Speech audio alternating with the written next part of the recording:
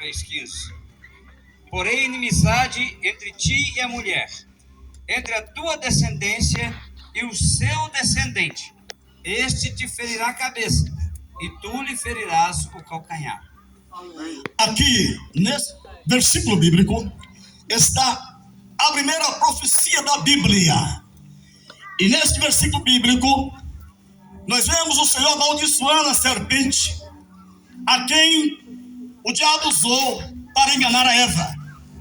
E Deus falou que poria inimizade entre a serpente e a mulher.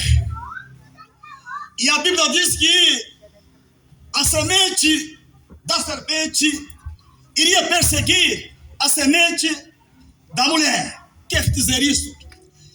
Isso significa que aqueles que vivem e são escravos do pecado, vivem na prática do pecado, são a semente da serpente. E a semente da mulher são aqueles que vivem esforçando para fazerem a vontade de Deus. É por isso que o diabo detesta a espécie humana. É por isso que o diabo tem raiva das mulheres. E a palavra de Deus fala que a semente da mulher, falando do Redentor, falando de Jesus Cristo, Yeshua HaMashiach, iria esmagar a cabeça da serpente. Jesus já fez isso na cruz do Calvário. Ele esmagou a cabeça da serpente. Mas um dia, olha nós não podemos subestimar o diabo, não. Que até o Miguel Arcanjo, quando ele disputava o corpo de Moisés, ele não usou falar a palavra de maldição, mas disse o Senhor: te repreende, ó Satanás. Tem crente que fala, que pisa na cabeça do diabo, que briga com o diabo. Não façam isso. O diabo tem a verbação e autoridade dada a Deus, com limitação, é claro, mas espera no Senhor, porque um dia também o apóstolo Paulo disse que Deus porá debaixo dos teus pés, dos nossos pés, o diabo, Satanás. Isso é Jesus que fará, não nós. Nós podemos resisti-lo, conforme a Bíblia diz, lá em Efésios 4, 27, parece-me, se não me engano, resistir ao diabo. Deus nos dá esta ordem: resista ao diabo, não dê lugar para o diabo. Diz assim exatamente, resistir ao diabo que fala. Então, meus amados irmãos, espere, está muito breve, muito perto. Jesus fará isto e nós faremos com ele. Curtiu, salvação? Vai ter muitos versículos aqui para nós falarmos aqui ainda.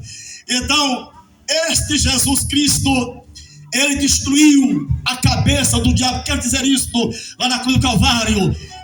Quer dizer que o poder do diabo foi destruído ali na cruz do Calvário. Poder significa força, cabeça, poder. Significa que Jesus naquele dia destruiu as forças do diabo.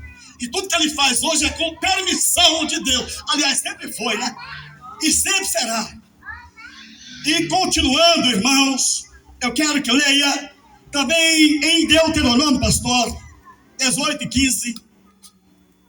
Aleluia! 18:15. E Atos 3:22 depois. Até o 26. O Senhor teu Deus te suscitará um profeta do meio de ti, de teus irmãos, semelhante a mim, e a ele ouvirás. Então preste atenção, desde lá do Antigo Testamento, começando a Bíblia em Gênesis até Apocalipse, o Senhor vai falando de Jesus. Aliás, o autor da Bíblia é o próprio Deus. Ele é o centro da palavra. Jesus é o centro, Deus é o autor, o Espírito Santo é o intérprete. Então, desde Gênesis, que Deus vem falando do seu Filho unigênito. Quando Deus levanta Moisés, ele levanta um homem, o qual ele que conhece cada um de nós, seu coração, os nossos corações, ele sabe quem é manso, quem ainda é bravo. Ele fará manso também, como fez Pedro, manso. Ele disse que Moisés era o homem mais manso da terra. E Moisés falou que Deus iria suscitar, iria levantar um profeta semelhante a ele, falando de Jesus Cristo, e a ele deveríamos nos ouvir as palavras de Jesus. Povo do Brejo do Amparo, ouçam a palavra de Deus. Povo de Januária, ouçam as boas novas de Jesus Cristo. Jesus é o profeta que Moisés profetizou, o homem, o profeta semelhante a ele, manso. Quando Deus tirou com o povo lá no deserto, Deus falou: vou matar todos eles, são rebeldes. E Moisés chorou, intercedeu e disse: Senhor, não faça isso. Que dirão as nações que o Senhor tirou esse povo do Egito para matá-lo no deserto? Então faça o seguinte: que o Senhor risque o meu nome do teu livro, mas poupe este povo. Este povo é você, somos nós. Nós merecíamos a morte.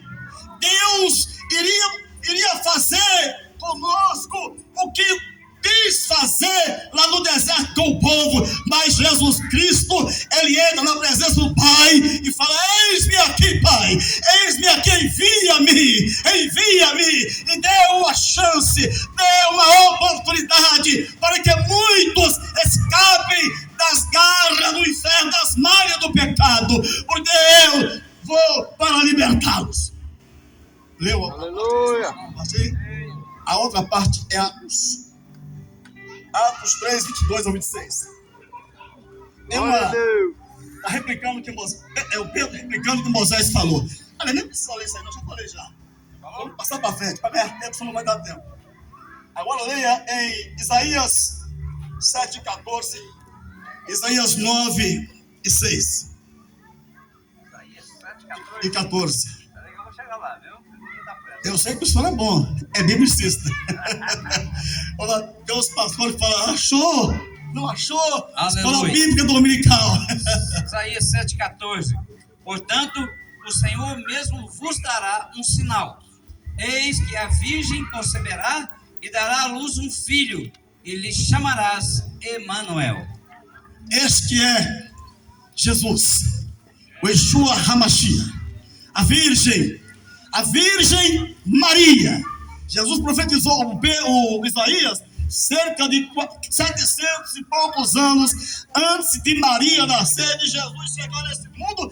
Ele profetizou isto, que a Virgem daria luz a um filho, e o seu nome seria Emanuel, que quer dizer Deus conosco. É o Deus encarnado com a igreja. Olha aí, irmãos, crente que fala mal de Maria é crente que nunca foi ensinado. Crente que fala mal de Maria, que nunca leu ou ouviu sobre o papel de Maria. Ou então ele é um crente filho do diabo, que o diabo tem filhos também. A Bíblia fala lá em João 8,44 que vós, aos desobedientes, vós tendes como pai o diabo, e quereis satisfazer a vontade de vosso pai, todos os dias pecando um pouquinho mais. É isso que são os que andam na desobediência, na prática do pecado, são filhos do diabo. Então quem fala mal de Maria, ou não conhece a história, o papel de Maria, ou é filho do diabo.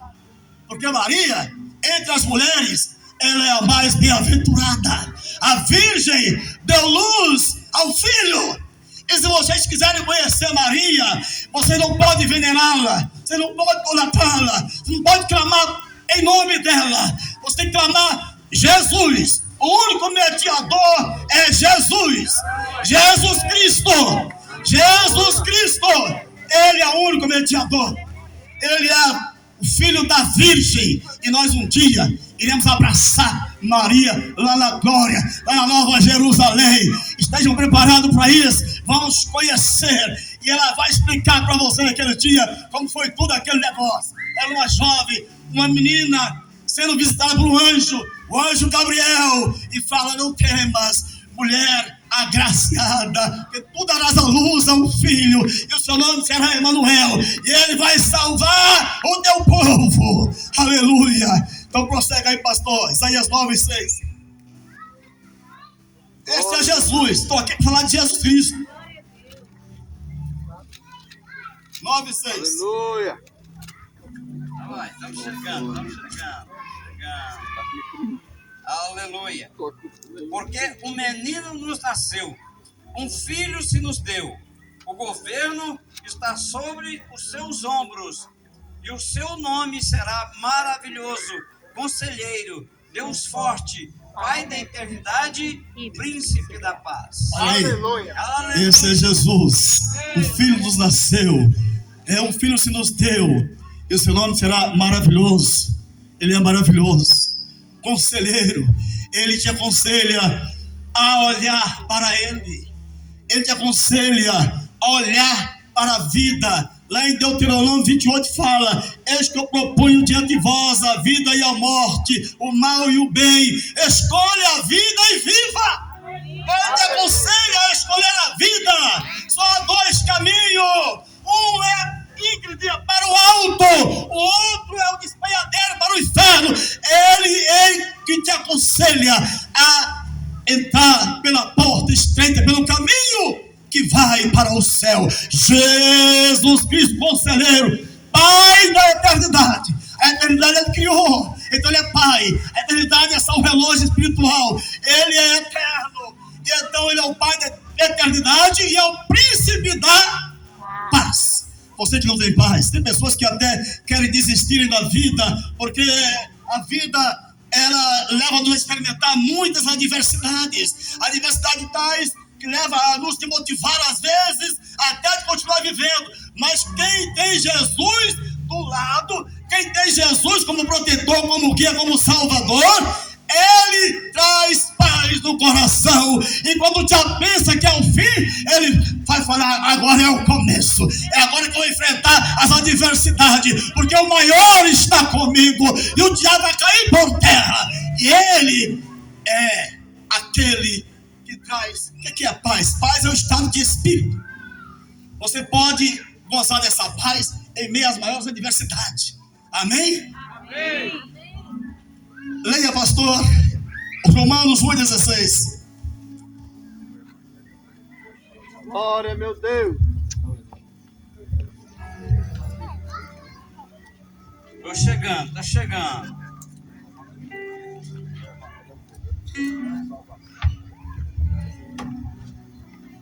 Pois não me envergonho do Evangelho, porque é o poder de Deus para a salvação de todo aquele que crê. Primeiro o judeu, depois o grego.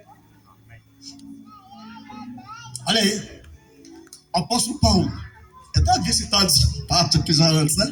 Ele dizendo: eu não me envergonho do Evangelho de Jesus Cristo, porque é poder de Deus e salvação para todos que creem. Isto quem falou foi o maior dos apóstolos, um poliglota, um homem que tinha os dons que os demais apóstolos não tinham. Ele tem a ousadia de falar: eu não me envergonho. E quem envergonhar do Evangelho de Jesus Cristo e dos seus servos aqui na terra, naquele dia também Jesus vai envergonhar de vê-lo naquele dia. E vai dizer: apartai-vos de mim, que eu não vos conheço. Mas aquele que não envergonhar, ele vai justificar e vai dizer: vinde bendito do meu Pai, possui o reino que está preparado para vós desde a fundação do século. Então, meus amados irmãos, eu estou falando do amor de Jesus Cristo, daquele que pode mudar a sua vida, daquele que o apóstolo Paulo não tinha vergonha dele. Por que envergonhar de Jesus? Fico pensando que Jesus, para muitos, ele é o diabo. Tem nações e religiões que odeiam Jesus. Mas por quê? Porque odeiam tanto Israel. Porque lá em Israel, em Belém e Judá, 8 a 9 quilômetros de Jerusalém, nasceu um dia um menino, filho da Virgem, e ele então foi crucificado sob ordem de Pilatos, lá em Jerusalém, fora da cidade. E ali ele deixou os seus seguidores, e estamos aqui como seus seguidores. Aleluia. E este povo vai na contramão de tudo que as nações gostam e fazem. O evangelho está na contramão. É por isso que eles não gostam de Jesus. Jesus, ele condena as práticas e os atos nefanos e profanos dos homens. E eles estão bem confortáveis em fazer isto. Está como porco na esponjadora, no lamaçal, está morrendo ali, mas está bom. E Jesus vem e fala: isto não, isto é pecado, isto não convém. E eles odeiam por isso. É por isso que eles odeiam Jesus. Mas vamos continuando aqui. Vamos continuando. Filipenses 2, do 6 a 11. Aleluia. Glória a Deus. Quem pode dar um glória bem alto para Jesus, para o Pai e para o Espírito Santo aqui agora? Façam isso. O inferno não gosta disto. Os demônios não gostam disto. Mas façam isto, porque a Bíblia fala que Abraão venceu dando glória. Pois ele, subsistindo em forma de Deus, não julgou como usurpação o ser igual a Deus. Antes, a si mesmo se esvaziou, assumindo a forma de servo, tornando-se em semelhança de homem e reconhecido em figura humana. A si mesmo se humilhou, tornando-se obediente até a morte e morte de cruz. Aleluia. Olha, irmãos, a este Jesus, um dia, toda língua, e todos joelhos terá que dobrar, e toda língua que está no céu, na terra, debaixo da terra, no inferno, terá que confessar que Ele é o Senhor. Porque Ele foi humilde, e Ele humilhou até a morte. Não teve por usurpação de ser igual a Deus, mas Ele despiu-se da sua glória. Ele, como homem, materializou, e Ele então foi ao matadouro, como cordeiro mudo, não abriu a sua boca.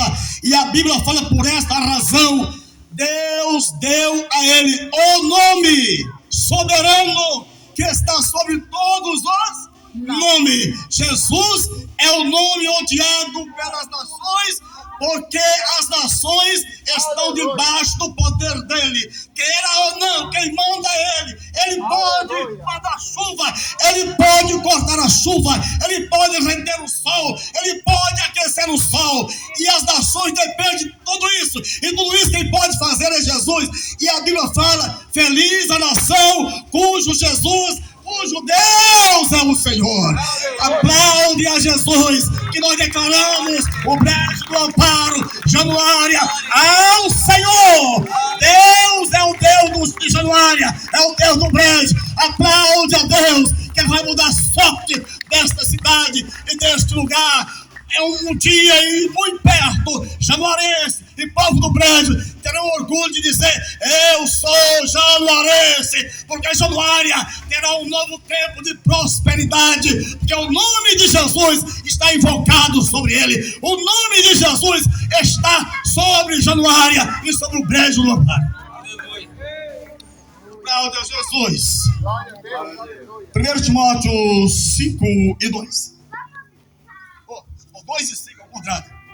1 Timóteo 2 e 5. 2 e 5. Esse é bom. Leia. Esse é bom. Leia. Eu leio, eu sou obediente. Porque há um só Deus e um só mediador entre Deus e os homens, Cristo Jesus, homem. Aplaude a ele, Jesus Cristo, o único mediador. Sabe o que quer dizer isso? Só ele pode. Com tudo que pedires ao meu Pai, em meu nome eu farei. Não tem homem mediadeira ou mediadeiro, como é que pode falar? O mediador, não há outro medianeiro ou mediador. Só ele. É o único